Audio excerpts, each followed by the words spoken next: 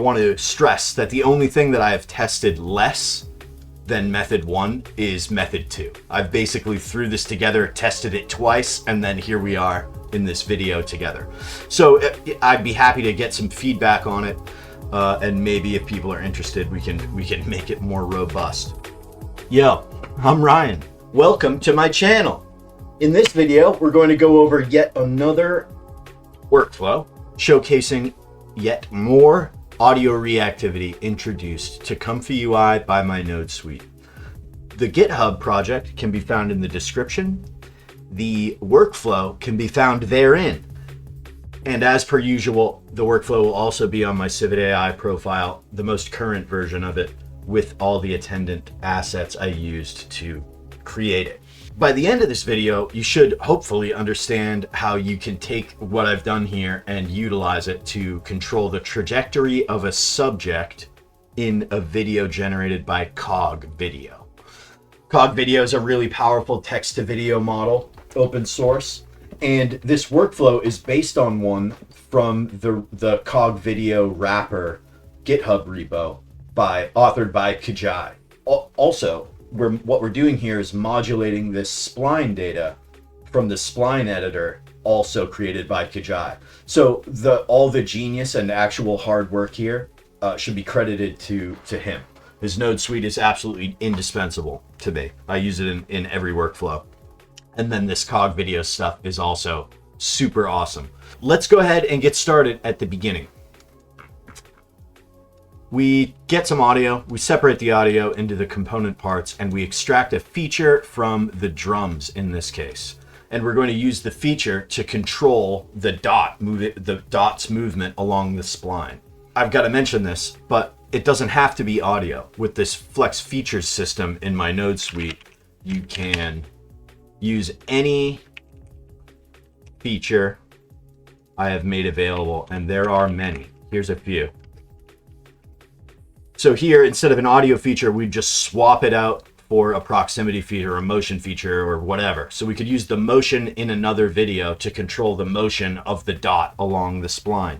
Or we could use the proximity of two objects in another video to control the movement of the dot on the spline, etc., etc. There's also like MIDI, brightness, depth, color. It goes on.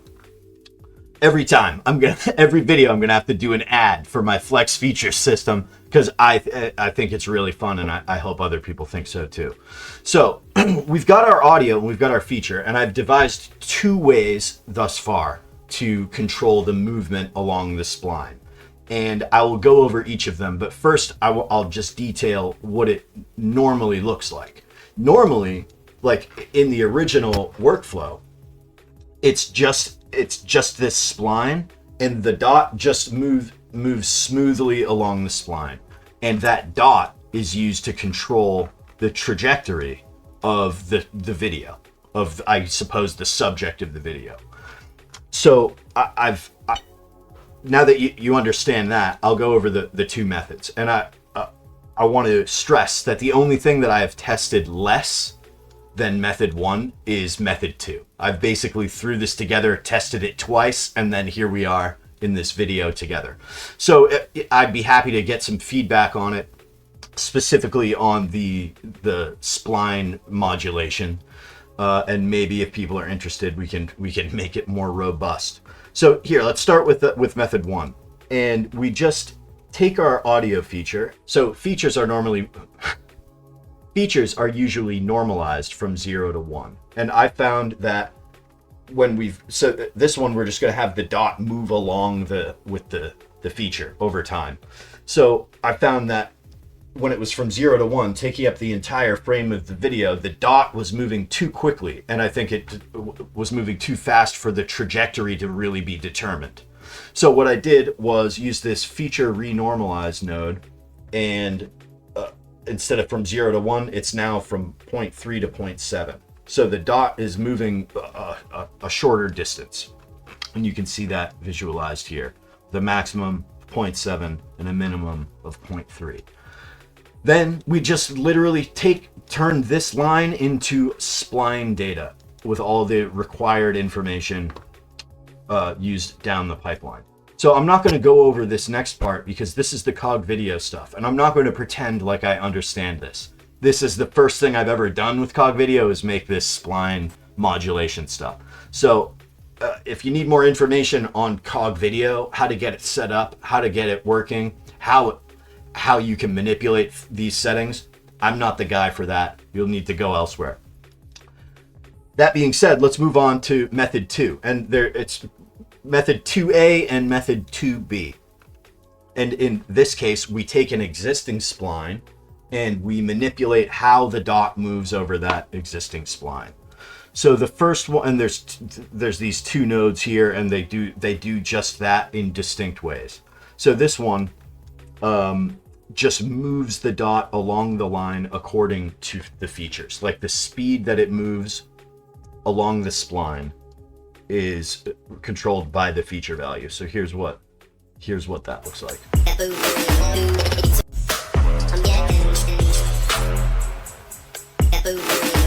So you can see that the dot is moving along this line, and this it's just the speed of the movement that's controlled by the feature. So that's method 2A. Method 2B I named rhythm modulator, but it doesn't have to be a rhythm. I used a rhythm feature here, but it doesn't have to be rhythm. What it does is move it from one end of a spline to the other. And I figured that this maybe could be used to like move the head of the subject with the music or something, or make a whatever. So there's a few different ones. You can do forward, backward, or bounce. I'm using backwards here. And here's our spline. You can see the dot just moving backwards and forward. So the output you saw at the beginning of the video was from one of the 2 times I've tested this. You already saw it, but here you go. One more time. So that's just, you can sort of see the feature moving across the screen there. So that's about going to cover it for this video. Again, if you've got any questions or suggestions about the spline modulation, leave them in the comments below. I do want to hear some feedback on it. Maybe we can make it better together. As for the CogVideo stuff, I will link the repo for that.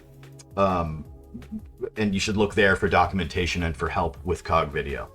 Also, there are probably a lot of other ways that this spline data can be used. If you know of those other ways that it can be used, then we've got more audio reactivity. So leave it in the comments. I know I've seen at least one other use case for this spline editor, but if you have any others, please leave them in the comments, because it'll be sick to just make more stuff audio reactive. Let's continue this rampage. All right, guys. Thanks for watching, and you feel free to subscribe. Feel free to like the video. Feel free to give me a star on GitHub. But do whatever you want. So I'm still Ryan. Thanks for watching. Bye.